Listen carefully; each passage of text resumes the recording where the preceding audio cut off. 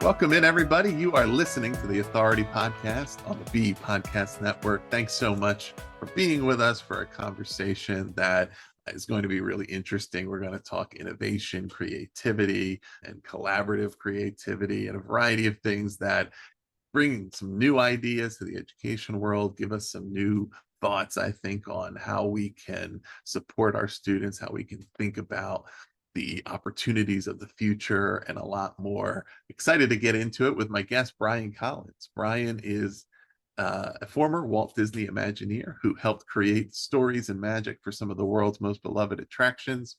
Over the past 35 years, he has produced work for a who's who list of corporations, as well as small entrepreneurial ventures.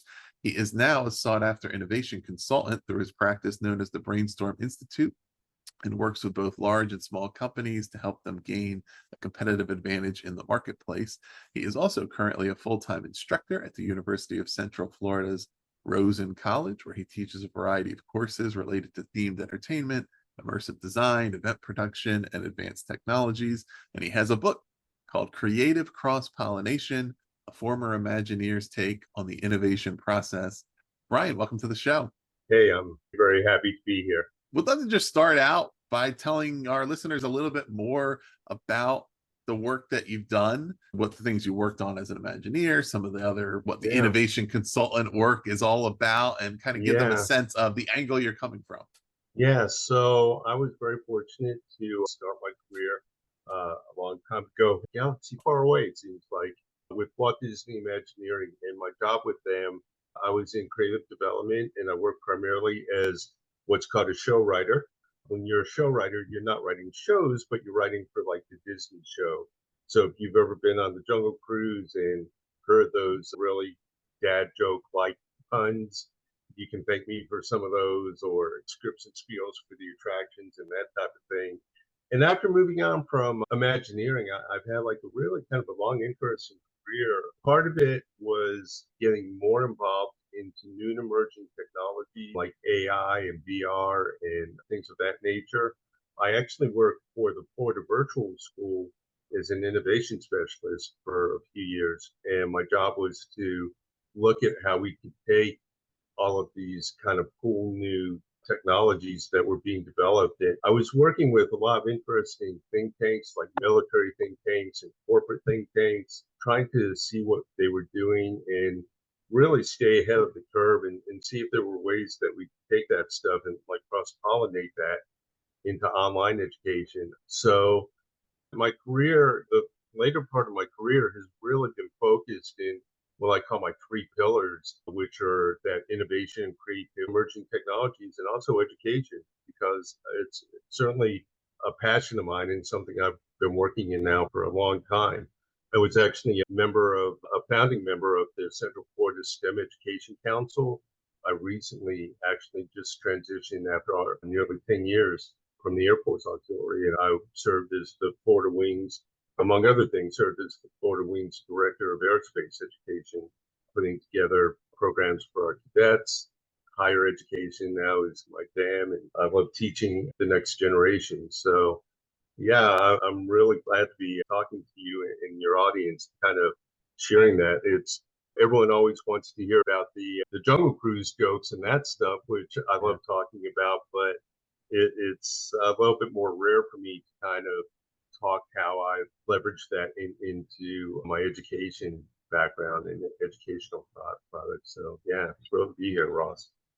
Awesome. Yeah, I love to have you here, and I love to have these conversations. I mean, I've kind of over time, just through my work in education and all the various people that I've had the opportunity to connect with, developed this little formula that I say is intent plus influence equals impact, right? And then it's like we need the combination of the people who have the true commitment and dedication to the mission of the work of education, plus people who have the ability to have reach and influence and bring that to some sort of scale. And that's how we can create the broader impact that 100%. We want, right? And so I love to be able to talk to people from a variety of different Yeah. backgrounds and who are coming at it from different angles, but who have clearly demonstrated and have specific, well-informed ideas, right? About, Yeah. okay, here's some opportunities to really make things better, because it does seem like too often those things don't overlap, right? We have these Yeah. really smart, dedicated people whose work is happening in small pockets, or Yeah. we have at the system level decision makers who are just kind of poking their head in and Yeah. saying we should just do this, right? And 100%. Yeah. so I think a couple of the words we're going to talk about a lot here are creativity and innovation.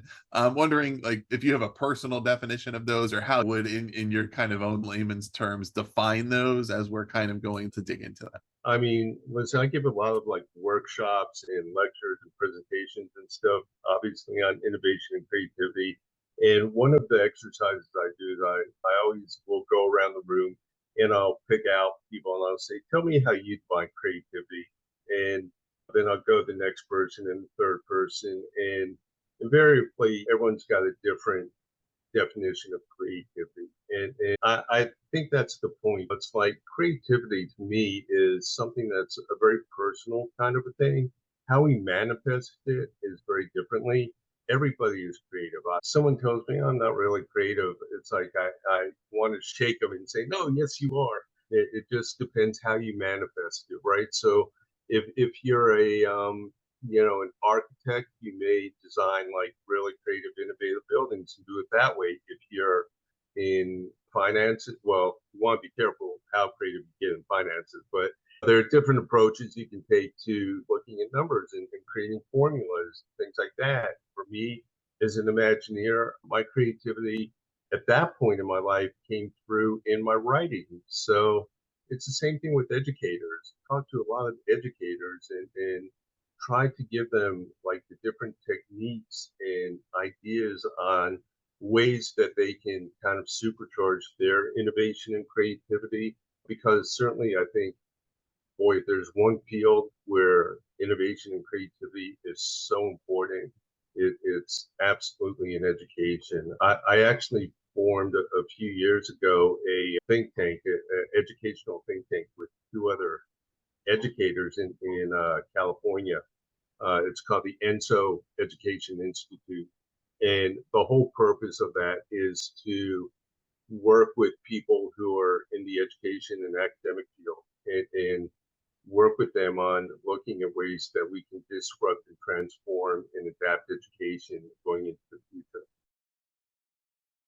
Actually, I'm thinking about it, and thinking about people who feel like they're not creative, right? These Yeah, mindset that we have.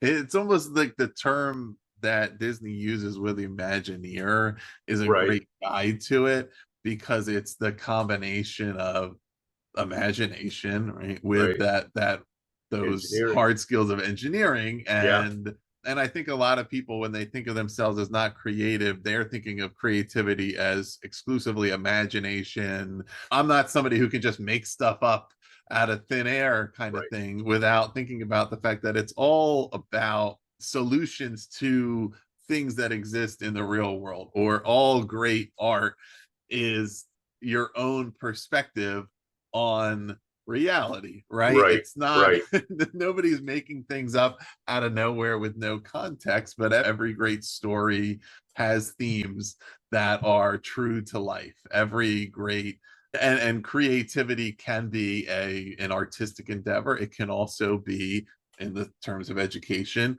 okay, the way that we're teaching right now is not working for this student.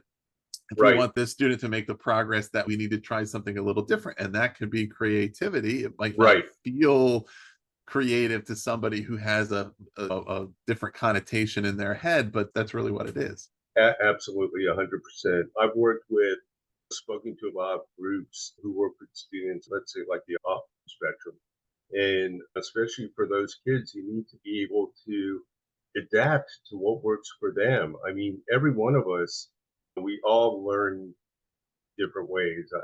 I'm not saying anything that any of your audience doesn't know, but I think in that case, you really need to kind of hone in if you've got a kid that is, and now they're trying to like mainstream so many students into the classroom. So you really need to be able to kind of focus in very quickly and find out and adapt to those kids, how they learn, what's going to work for them, what's going to keep them from maybe having a meltdown in class and not being overwhelmed. And so yeah, I mean, teachers, I think every teacher, just by the nature of what the job is, you have to be innovative and creative. Some of them, again, I think maybe tend to manifest it and take more joy into bringing that purposefully into the classroom. But every teacher in creating like lessons and lesson plans or whatever it may be has got to be creative and innovative.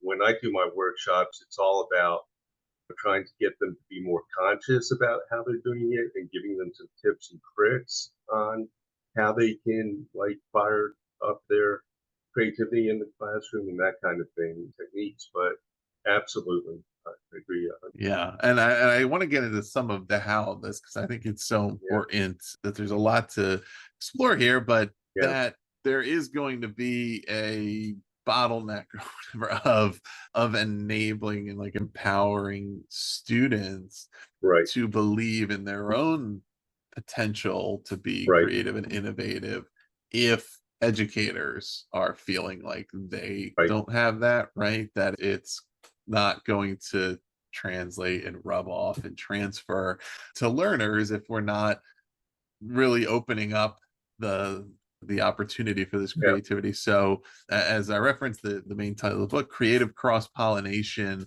you tell us what is creative yeah, cross-pollination? What does that look like in general? And then we can also yeah. talk in some techniques as well. Sure, sure. So creative cross-pollination, I mean, it's not a technique that I invented or created. Or start there. Creative cross-pollination to me is a technique that every one of us has, and humans have had this since we were living in caves, writing on the walls, trying to figure out how were we going to tell the story of the great hunt to our neighbors, and you couldn't just pull out markers and draw on the cave back then.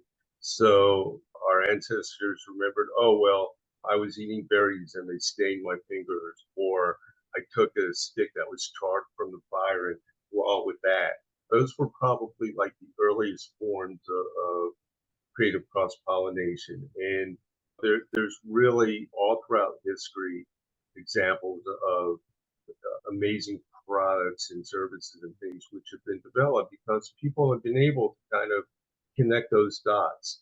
So in the book and when I lecture on cross pollination, it's really about kind of getting people to understand that this is again something that we all have within us. We probably all of us creative cross pollinate multiple times a day, and we're not even thinking about it or anything like that. I'm using sticks as tools or whatever it may be, trying to solve a problem around the house, in the kitchen, cooking, or in the classroom, making do with what got. So we all do creative cross pollination. It's a natural technique. And for me, I think the important part is just getting people to not only understand that, but to get them to kind of consciously think about cross pollinating when they have an issue or a challenge in front of them that they need to solve. Are there a couple specific strategies or techniques Yeah, that someone, if they're not, if they're yeah, trying to wrap their head around it, maybe that they could say, okay, how do I sort of catalyze a little bit of this?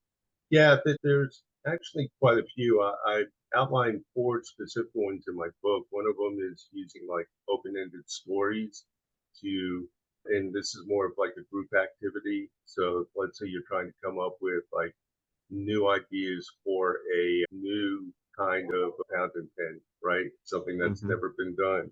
I'll do this in my workshops. It's a lot of fun. Or in my classes, I'll bring up like 6 or 8 people, and I'll give them like the story prompt, something that teachers do all the time, like writing prompts, right? But then I have each person like add a sentence to the story and build out this story. And I encourage them to be really like nonsensical about it and kind of just really have fun with it. And usually the story at the end involves aliens or animals or something really kind of bizarre. But then taking that story and extracting from that ideas that might be for the product or solution or whatever that you're trying to solve, extracting ideas and kind of thinking of it as a funnel. So you start with like these really kind of far out, impractical kind of ideas, but then you start to kind of whittle them down into more practical ones. And by the end, you've got 3 or 4 different original new ideas. So that's one thing. If you're alone and by yourself, there's like putting yourself in another person's shoes. How would an astronaut look at this situation? How would a fireman look at this situation? How would a architect look at this situation? And kind of try to get your brain thinking in different ways like that. And sometimes that can give you a way to cross pollinate a new idea. So there's actually lots of really kind of fun ideas and ways to do this. Yeah.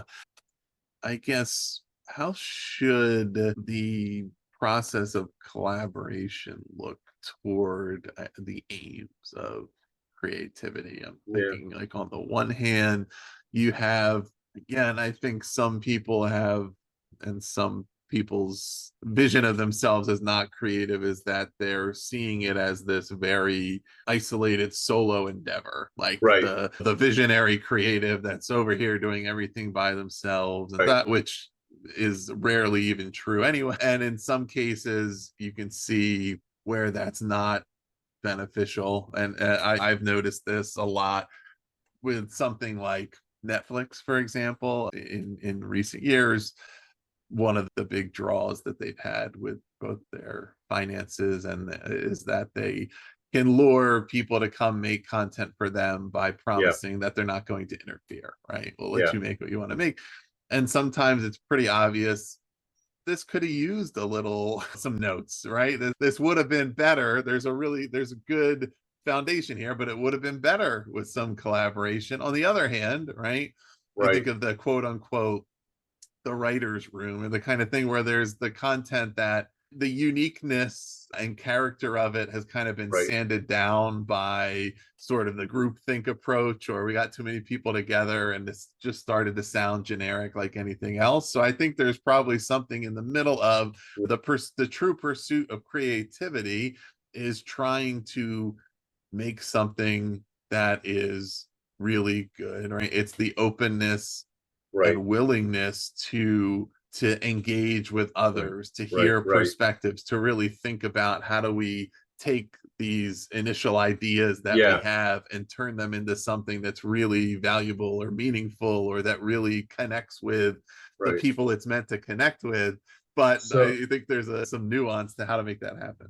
yeah, really kind of an interesting question. So if you think about like this from a broad sense, there are 2 categories of people, the introverts and the extroverts, right? Mhm. And those of us who are extroverted, it's a lot easier for us to engage with others and to put ideas out there and bounce around and stuff. But a lot of folks who are introverted are not comfortable with that. They're not comfortable going up to maybe a colleague and saying, "Hey, can you read this?" or "Can I tell you about some ideas and everything?" And when it comes to innovation and creativity, I think one of the important things that as an individual you need to do is to kind of get comfortable with being able to share ideas.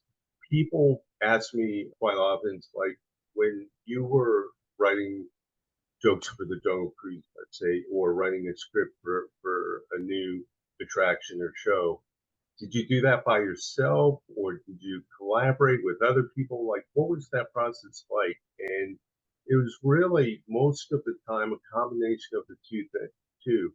Sometimes there were projects where I was part of a team, and the purpose of that team was to collaborate and come up with the best idea. It's like what TV shows have, like the writers' rooms, right?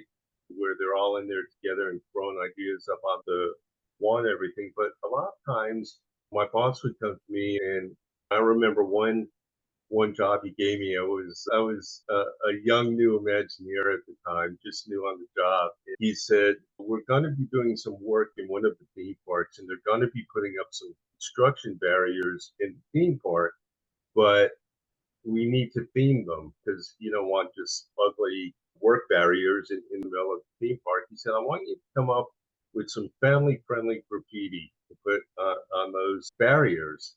And I looked at him like, family, what the, what's family friendly graffiti? You're the writer, you figure it out. I was like, thanks. Okay. And so I went off and I did it. And that was kind of typical where I would get an assignment and they would send me off to do my thing and do my writing.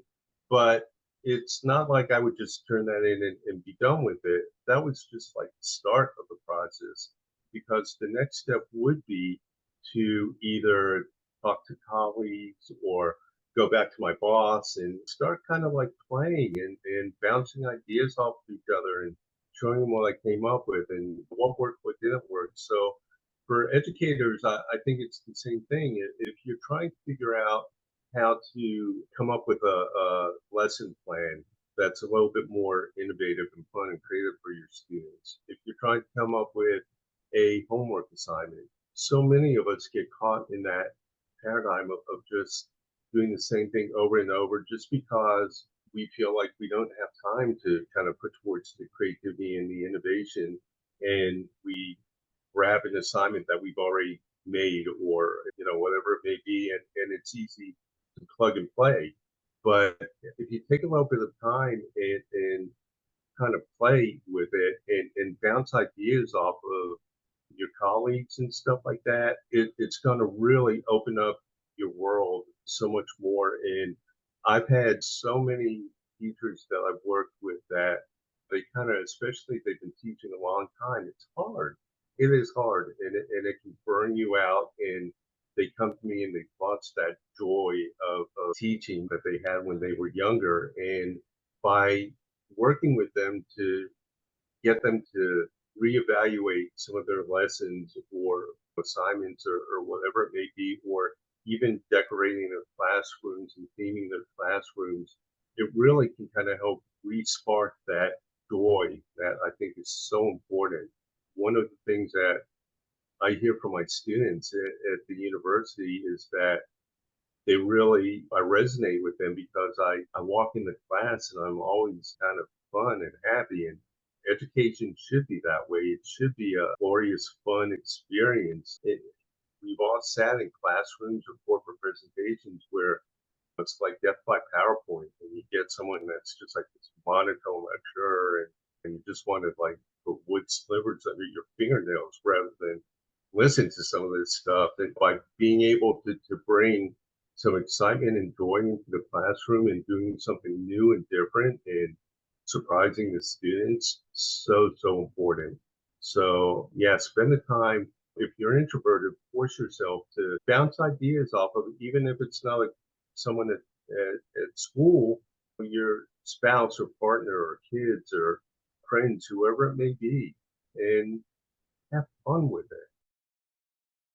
Yeah, strikes me that there's opportunity to adjust the pressure point in a sense that Yeah, we talk a lot about asset based versus deficit based thinking and it looks yeah, like, and I think right. one way of looking at that is that in all kinds of creative endeavors, whether it's a movie script, whether it's a new product, whether it's a whatever, that most people would be surprised to find how little the first version of it had in common with the Right. final version. Yes. Yeah. And oftentimes there's just one idea, one thing that is like, okay, we could build from this, and the rest of it goes away.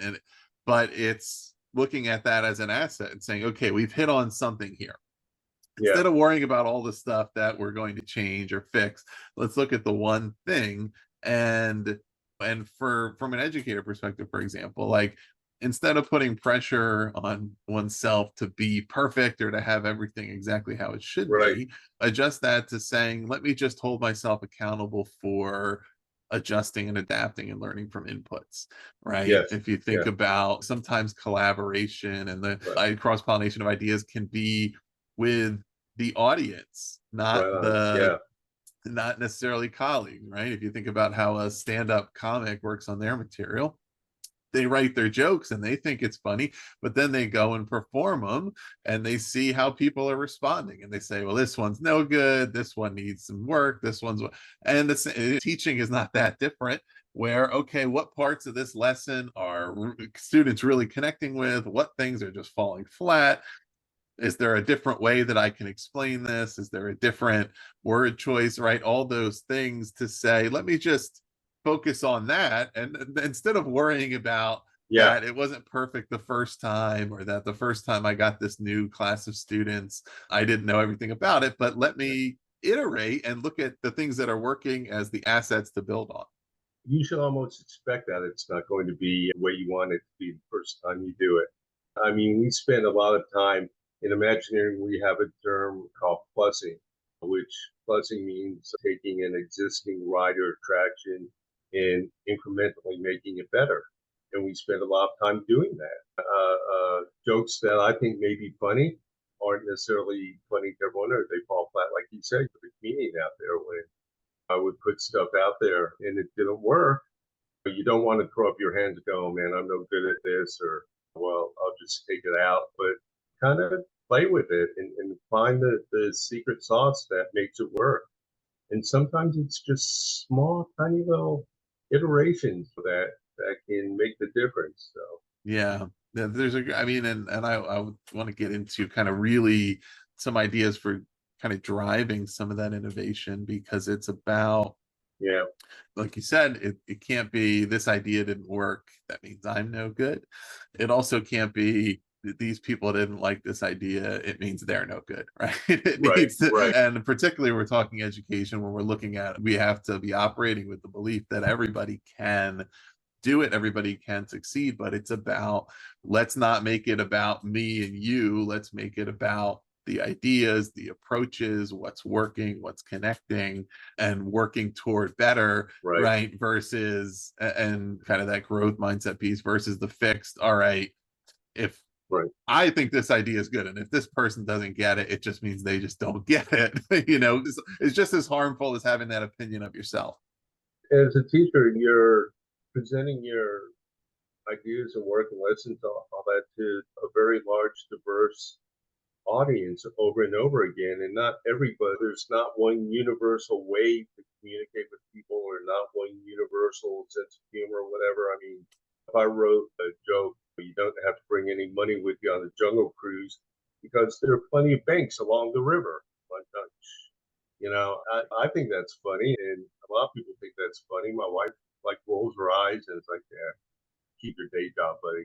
So not everything is going to appeal to everyone the same way, but you also, that's sometimes where you have to have the confidence in your own skills and your own training as an educator, or for my case as a writer, to know that maybe it's not everyone's flavor, but it is still right for the situation, for the lesson, or the attraction, or something like that. So, Yeah. What are you seeing as far as the technology trends? Because yeah, I mean, particularly with thoughts of creativity, right? There's a lot of questions about yeah, how like generative AI technologies are impacting that, but there's also all yeah, kinds of other technology that requires creative approaches to make them useful and meaningful, and to not just be tech for tech's sake, or something that is not actually enhancing practice. right. So I think there are a couple ways I can talk about that as it relates to the classroom. So one of the things that I do a workshop, which is how to think like an Imagineer, and I talk a lot about how teachers can adapt their classroom environments using the same techniques that we use at Disney. And when I say that, I'm talking about tapping into each of our senses of sight, sound, smell, all of that. So I'm really big on trying to get teachers to theme out their classrooms, especially if there's a specific lesson. So you can, nowadays, you can buy these little cheapo star like projectors that project stars on the ceiling, and you can get audio, stream it from the internet, and play that in the classroom. And not just music, but sound effects or whatever. So I did a lesson actually at the university for one of my classes where I actually was talking about the use of technology, but I wanted to make it a little bit more engaging for the kids. So I actually transported all of them to Venice, Italy. And I transformed the classroom just by doing some of the things I talked about, projecting, turning the lights down and projecting stars on the ceiling. Dean Martin crooning Italian songs. I had lights that looked kind of like water rippling projected onto the floor. I put a big video behind me of a point of view of a gondola going down a Venetian canal. Even brought in pizza. Got to have pizza to Italy. And so I just tried to like tap into all those different senses to transform the room. What was going to be just a very kind of a lackluster kind of a lesson, all of a sudden turned out to be like one of the coolest ones I ever did. I never got a standing ovation after a lecture before, but I did for that one. So and I even kind of dressed the part and used a really bad Vienna accent and introduced myself as a Marco to everyone. Yeah. And so it was fun. So technology allows you to do these kinds of like little enhancements in the classroom that you can never do before. You can never project starlights or water or high definition video or things like that. So that's one way. The other thing, when people ask me about like where the future is going, and right now, like the big thing is AI, right? Chat GPT is like turning the educational world on its head because educators don't know what to do with it. Personally, I embrace it, but it's you can ask students to write a term paper, and rather than writing it, they just ask to do it, and it spits out a beautiful paper, and it's getting better and better all the time. So figuring out how to work with it, not against it, I think it's going to be really important. One of the more exciting initiatives I'm working on at the school is looking how I can leverage VR, virtual reality, into my classes. And I'm actually this fall going to be offering I always try to offer extra credit assignments in my courses. And one of my courses, one of the options for extra credit is going to be a VR based experience that they'll be able to do and then come back and report me on. But the bigger picture is that I'm going to be creating my own like custom environments in VR where I'll be able to initially first maybe do like a lesson or a homework assignment, but the ultimate goal is to actually take an entire course and put a course in VR. And the possibilities of what you can do with that just blow your mind. If you never put on one of those VR headsets and done it as an educator, I would encourage you to try and do it if you have it like at a conference or at your school or wherever. Or even sometimes like gaming arcades now have VR experiences, just to kind of understand what these environments are and what they're like. It will blow your mind if you've never done it. And certainly there are going to be challenges with bringing that into education, but those are the good kind of challenges I like. So I think down the road there are going to be some game-changing opportunities with VR, and also just immersive environments in general. I talked about transforming classrooms into an immersive environment, but I think there are going to be opportunities to be able to do that on a larger scale for education as well. So Yeah, I mean, I like that all those ideas you shared have the common theme around environment and experience, right? And it's practically answering some of the questions, especially the questions that have come up in the past handful of years. There was remote and hybrid learning, pandemic, and all these things, and really giving an opportunity, if we take it, to ask, okay, what are the unique things we can do in a classroom environment, in a school, to create the foundation for better learning, right? To enhance the learning.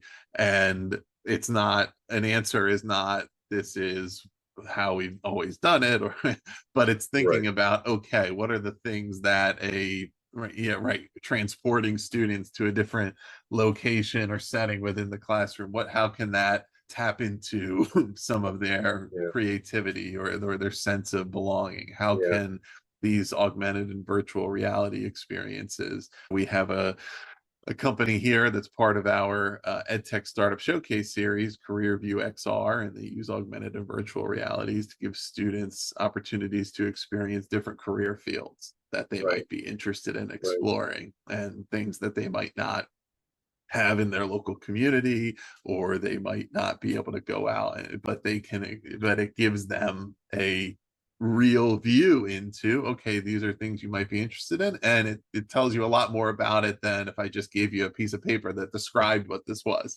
right? It's a meaningful application. But those are the questions to ask, I think, always with technology, is because the instinct to dismiss some of them is, one, based on some of the initial uses that seem not trivial. trivial, not very Yeah, valuable, or just kind of silly.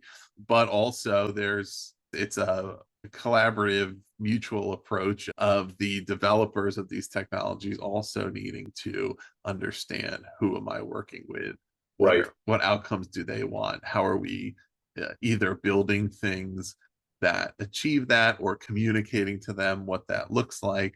And so we don't just have things sitting on the shelf because nobody really thinks it's worth their while right, to engage with it. right, right.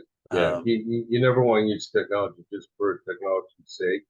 Always got to be a awesome. Well, Brian, it's been great to chat with you. As we're sort of getting toward the end of our conversation here, I wanted to take kind of some of this that we're talking about here, and what we're doing in schools, like with the future view of, do you have a perspective on the future of work and what that might look like, what it either looks like for young people who are entering the workforce, who are looking to establish themselves, set themselves apart, find opportunities, or even what those opportunities are evolving to look like? yeah. We've been talking a lot about technology and understanding how to use it and everything. I think a big part of that too is kind of like understanding the flip side that it's not always about like the shiny diamond, right? It's not always about, like I said, you mentioned not using technology just for technology's sake. And sometimes there's just good old fashioned tried and true things, board games or just simple things. And so really kind of I think it's important when students graduate, they're looking for those first jobs to understand that they need to have a very holistic look at whatever their field is. Let's not just get so, and this is part of that whole creative cross-pollination thing, not just think, this is what I want to do for the rest of my life. And if I can't get a job doing that, what's the point? But looking at how you can extend your skills. I've never defined my work by the company or the industry that I've worked in. For me, it's all about taking an assessment of what I'm good at, what my skills are, most important, what you're passionate about. Students are always asking me, I want to be an Imagineer. How can I be an Imagineer? And the first thing I'll ask them is, forget about being an Imagineer. Tell me what you're passionate about. Mhm. What pushes your buttons? And students need to understand that being passionate about your work is more, I think that's more important than anything else. I mean, we all know people who taken jobs because they they've had to, but they don't like them, or they wound up in a situation where they thought they would love doing something, but they've got either a crappy boss or bad organization or whatever it may be, and it turns out poorly for them. Understanding that if you're confident in your skill set, look at how you can apply those skills in different ways, in different industries, different organizations. And understanding the technology that is coming down the road is certainly important. I mean, AI is going to fundamentally change the workplace. There's no doubt about that. It's already done. But understanding, making you the master of it instead of it the master of you, I Right. think is important. And the way you do that is understanding the capabilities and what it can do and Not that you have to be an engineer or a coding genius, but understanding how it works and what it can do and finding new ways to like leverage it or whatever your work may be. So Yeah, excellent. So, Brian, if listeners want to learn more about your work or connect with you, where should they go? absolutely connect with me on LinkedIn. You can definitely find me there. If you do a search for Brian Collins Imagineer on LinkedIn, you'll find me. Just put that in Google. I'll probably get a ton of hits for stuff. So LinkedIn is one of my favorite ways to connect. I've got a couple websites that you can check out for my outside of my work at the university. I have a website called Brainstorm Institute, and that's like for my consulting work. So brainstorm-institute.com. You can email me there, Brian at brainstorm-institute.com. You can go to ENSO Education, ENSO Education, learn more about the ENSO Education Institute.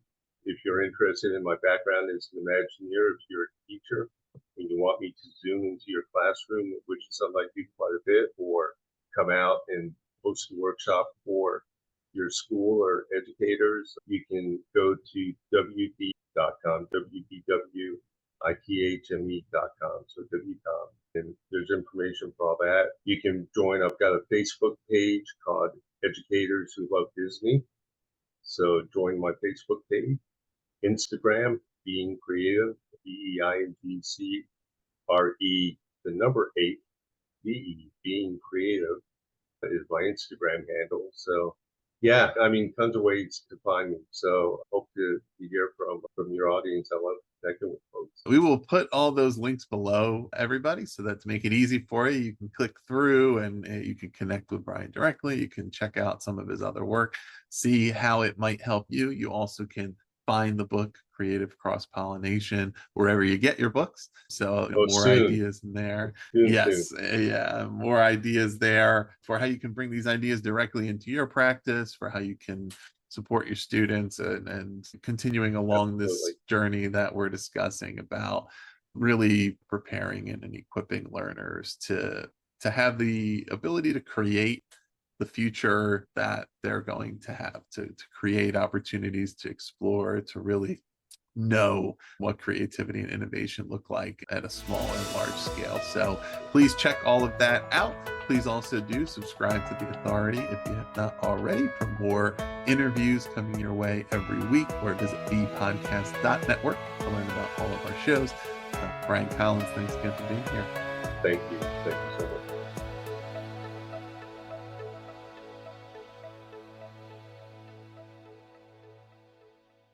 This episode was edited by Gage Sanderson.